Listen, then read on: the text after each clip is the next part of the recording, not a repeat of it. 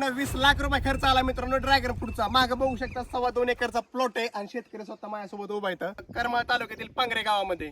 म्हणजे माझं स्वतःचं गाव आहे, आमच्या गावातला शेतकरी. तर जबरदस्त असा ड्रॅगन फ्रूटचा प्लॉट आणलाय आणि ह्या व्हिडिओमध्ये मी तुम्हाला सगळ्या डिटेलमध्ये सांगणार आहे माहिती. कारण आपल्या भागामध्ये बघायला गेलं ना तर जास्त केळीचं प्रमाण असते, डाळिंबाचं प्रमाण असते. जसं की मी सांगितलं तसं ड्रॅगन फ्रूट लागवड कशी करायची, जमीन कुठली आपण सिलेक्ट केली पाहिजे किंवा जमिनीची माती कशी पाहिजे किंवा लागवड कशी करायची, या किती फुटाव करायची, सगळ्या गोष्टी मी ह्या व्हिडिओमध्ये कव्हर करणार आहे. त्यामुळे व्हिडिओ शेवटपर्यंत बघा आणि नवीन असेल तर आपल्या चॅनलला सबस्क्राईब करायला विसरू नका. तर चला तर आता आपण शेतकऱ्यांसोबत डिस्कशन करू आणि सगळी माहिती जाणून घेऊया काय काय आपण या ड्रॅगन फ्रूट मध्ये आतापर्यंत प्रोसेस केली आहे. तर पहिली गोष्ट आपण विचारू यांना व्हरायटी कुठली चूज केली आहे. ड्रॅगन फ्रूट लावताना व्हरायटी पण असते त्याच्यामध्ये आणि कुठल्या कुठल्या व्हरायटी शेतकऱ्याला माहिती ते पण विचारू आणि ह्यांनी कुठली लावली ते पण विचारूया.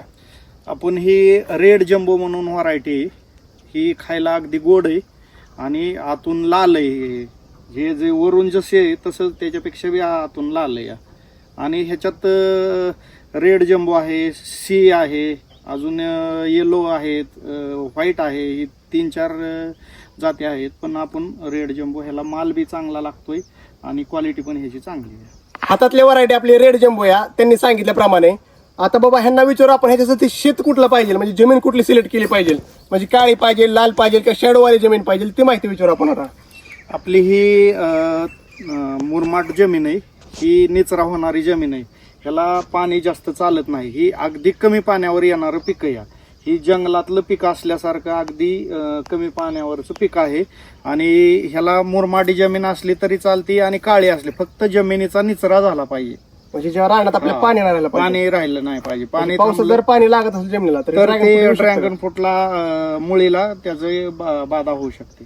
म्हणजे सपोज आपला पाऊस जर पडला नाही तर रानाला जर पाणी लागत असेल तर त्या शेतामध्ये आपण ड्रॅगन फ्रूट लावू शकतो का?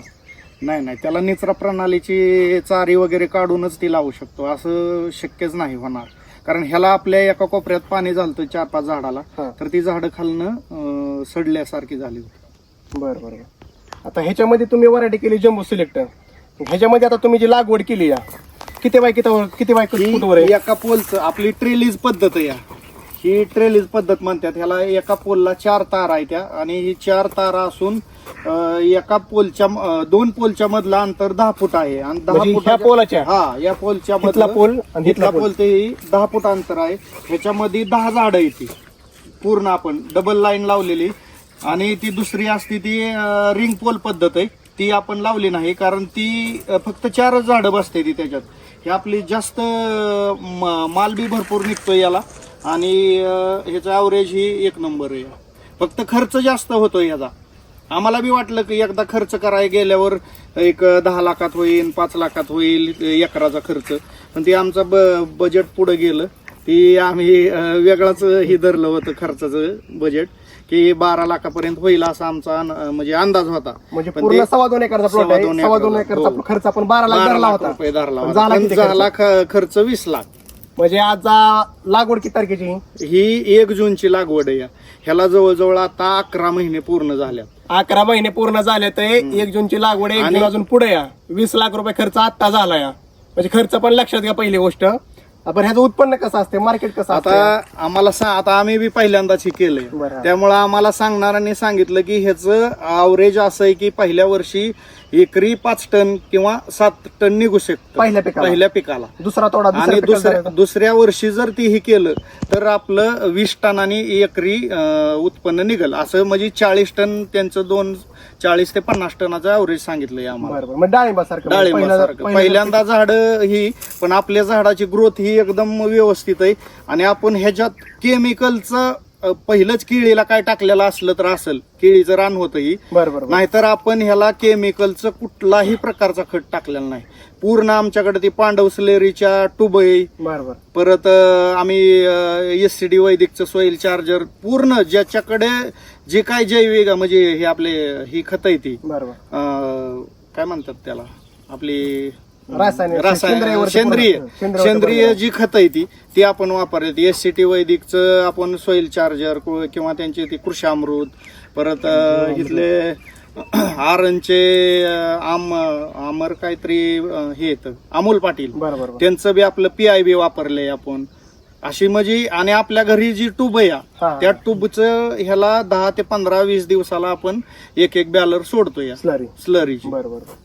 म्हणजे पूर्णपणे प्रयत्न केला की जैविक आणायचा, हा. रासायनिक खतं टाळले ते याला. आणि अजून तुम्ही बघू शकता मित्रांनो प्लॉट कसा आहे पुढे आपण बघू फिरून सगळा प्लॉट. जी फुलं आहेत का ही आता जी फुलं आहे ही संध्याकाळीच उमलणार. ही संध्याकाळी 8च्या पुढं ही फुल असं म्हणजे उमलतं. ही दिवसा फुल उमलत नाही, बरोबर. फक्त संध्याकाळीच ही फुल पूर्ण उमलतं. आता बघायला गेलं तर मी पण पहिल्यांदा ड्रॅगन फ्रूटच्या बागात आलोय. ह्याचं फळ नेमकं लागतं ही कोण? पूर्ण जी काटा आहे का ह्या काट्याला पूर्ण काट्याला एक फळ लागतं. हे पूर्ण काटेल. हा, पूर्ण जेवढं काटा येतं तेवढं फळ लागणार. एखादा जर बाउन्स झाला तरच हे होणार, नाहीतर पूर्ण आता म्हणजे 8 दिवसा 15 दिवसाला जी उमलल हा. त्याला ती प्रत्येक ह्याला काट्याला फुल म्हणजे येणार. फुलाचा काय विषय इथल्या? ही फुल आहे ती ही आलंय काट्यालाच आलंय ना ही फुल. बरोबर. हा. म्हणजे बारीक बारीक काटे सगळ्याला का फळ सगळ्याला येतं? फळ येणार. मग असं तर मग ह्याला वजन लय होईन की? लय होणार ना. पण ह्याला याचं काय कसं आहे बांधायचं ते एका महिन्याला लॉट येतो. आज ह्या महिन्यात आता पाऊस पडला किंवा वातावरण चेंज झालं की ह्याला ही प्रत्येक काट्याला आता कुठला काटा ही होईल ती कळी उमलणार ती उमलणार. बरोबर. हा. मित्रांनो मी पण पहिल्यांदाच बघितलं ड्रॅगन फ्रूटचं बरं का. ह्यांचं असं म्हणणं की प्रत्येक काट्याला असं फळ लागतं. म्हणजे विशेष वाटलं मला बरं का, कारण मी आतापर्यंत ड्रॅगन फ्रूटची बाग कधी बघितली नव्हती. खास बघण्यासाठी आलतो. मस्त बागा वाटली मला, आपण व्हिडिओ काढायला लागलो यांची पहिली गोष्ट. आणि अजून म्हणजे तुम्हाला काय वाटतं ना आपल्याला सांगायला पाहिजे शेतकऱ्यांना गोष्टी अजून? शेतकऱ्यांनी हे पीक चांगलं आहे, ह्याला काहीच अडचण नाही. आता आम्ही सुरुवातच केली, पण आपल्याला असं आहे की ही एकदा लावलं का हे आता आत्ताच्या लेबरच्या प्रॉब्लेममुळे लेबर आपल्याला भेटत नाही. बरोबर. जर लेबर ही कुणाची अडचण असेल तर आपण ही एकदा ही केलं की ह्याला 10-15 वर्ष तरी, आणि याचं जाऊ द्या ना, प्रत्येक वर्षी आपण जर असं मोडायचं परत लावायचं मोडायचं, कुठलंही पीक केळी जरी म्हणलं तरी 2 वर्षाला मोडावं लागते. मग ही जर मोडायची ही करायचं म्हणलं तर त्याचा खर्च ही जर ही केलं तर पुढे जात आहे बजेट. पण ह्याचं एकदा लावलं तर ह्याला जाऊ द्या ना, एका वर्षात आपल्याला ह्याच्यापासून 5 लाख भेटू द्या. बरोबर. तरी ही तारा जी आहे त्या तारा म्हणजे फक्त ही सगळ्यांना घेण्यासाठी म्हणायचं. हा, ह्याचं वजन ही कवर 8 mm ची तार आहे ही. 8 mm ची तार लावली का? आणि वर 12 mm ची तार आहे ती वरनं झाकण्यासाठी. वर नाही कशामुळे झाकले आपण? ही आपलं उन्हासाठी, ह्याला सनबर्निंग होते उन्हामुळं. आता इथं कुठंतरी असेल जिथं आपलं कापड साईडला सरकलंय तिथं सनबर्निंग झालंय. पण एवढंच की आपलं जास्त झालं नाही सनबर्निंग, कारण आपण ह्याला केमिकलचं खत कुठलं वापरलेलं नाही. बरोबर. त्यामुळं आपलं सनबर्निंगचा असा विषयच कुठं आला नाही. म्हणजे बघू शकता योग्यरित्या काळजी घेतली जाते प्लॉट मध्ये. वरनं सनबर्निंग साठी ते नेट झाकलेला असेल. प्रत्येकाला बघू शकता हे 8 mm ची ना, 8 mm तार लावली. बघू शकता 4 तार आहेत. त्या नियोजन एकदम मस्त केलंय, बांबू लावून सगळे व्यवस्थितपणे बघा. आणि ही दोन्ही पोलच्या मध्ये 10 फूट अंतर आहे. हिथला एक पोल आणि ते हिथला एक पोल, 10 फूट अंतर आहे. 10 फुटाच्या मध्ये किती 10 रुपये? झाड आहे ती, 10 झाड आहे. 10 झाड आहे ते. बरोबर. हा, म्हणजे पूर्ण नियोजन एकदम मस्त आहे. आणि त्याच तुम्हाला बुडका दाखवतो इकडे जवळ जवळ. हे पूर्ण बुडका आहे आणि बुडक्याला प्रत्येक ठिकाणी असं बांधलंय. हे बांधलंय कशामुळे आता? ही पूर्ण झाड कलत होतं, साईडला जात होतं, आपल्याला तारावर न्यायचं होतं आणि तिथनं तारावरनं या तारावर पसरवायचं होतं. त्यामुळं ती झाड वर बांधत नेलंय. आणि जर आपण नसतं बांधलं तर ती झाड पलीकड अलीकड कुठं बी साईडला पडलं असतं.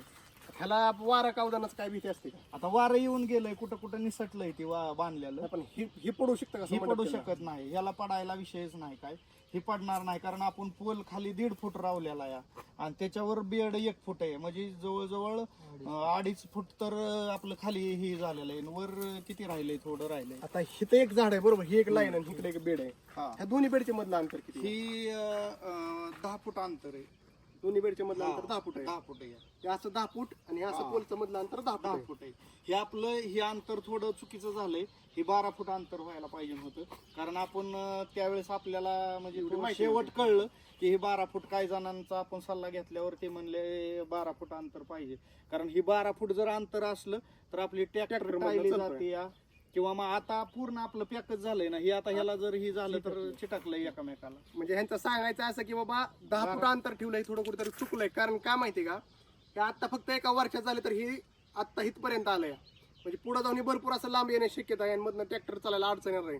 ट्रॅक्टर कशासाठी चालायचा तर मधनं गवत आलं तर हाणण्यासाठी किंवा ड्रॅगन बाहेर काढण्यासाठी पण लोड करून. आणि ह्याच्यात आपण ह्याच्या मुळावर ह्याला पाचोट टाकलं होतं. म्हणजे जे उष्णतामुळं हे केलं आपण म्हणजे आता ते कुजून गेलंय का पाचोड सगळं? पाचोट सगळं कुजून गेलेलं आहे, पूर्ण पाचोट भरलं होतं आपण ह्याच्यात. आणि ह्याच्या साईडने आपण ही कोथमीर लावली होती की जेणेकरून त्या मुळावर किंवा हे ह्याच्यावर आपल्याला म्हणजे कुठला दुष्परिणाम दिसू नये म्हणून. बरोबर. नियोजन योग्य अशा प्रकारे केलं मित्रांनो. जर तुम्ही इच्छुक असाल ड्रॅगन फ्रूट लावायला तर नक्की अवश्य कॉन्टॅक्ट करा. मी शेतकऱ्याचा डिस्क्रिप्शन मध्ये नंबर देतोय, स्क्रीनवरती पण नंबर आहे. शेतकऱ्याला कॉल करा. करमाळा तालुका गाव पांगरे या ठिकाणी या. 1 नंबर प्लॉट आला ड्रॅगन फ्रूटचा. 2.25 एकर 20 लाख खर्च झाला आतापर्यंत. 11 महिने झाले प्लॉटला. आणि आणखी तुम्हाला काय माहिती असेल पाहिजे असेल तर नंबरवरती कॉल करा आणि शेतकऱ्याला डायरेक्ट बोलून घ्या. आणि नवीन आला असला आपला व्हिडिओ बघायला तर सबस्क्राईब करायला विसरू नका मित्रांनो. आपला चॅनल नवीन आहे, सपोर्ट करा. अशीच माहिती आपण पुढच्या व्हिडिओमध्ये देत राहणार नवीन नवीन पिकांची. तर चला तर मग भेटूया नवीन व्हिडिओमध्ये.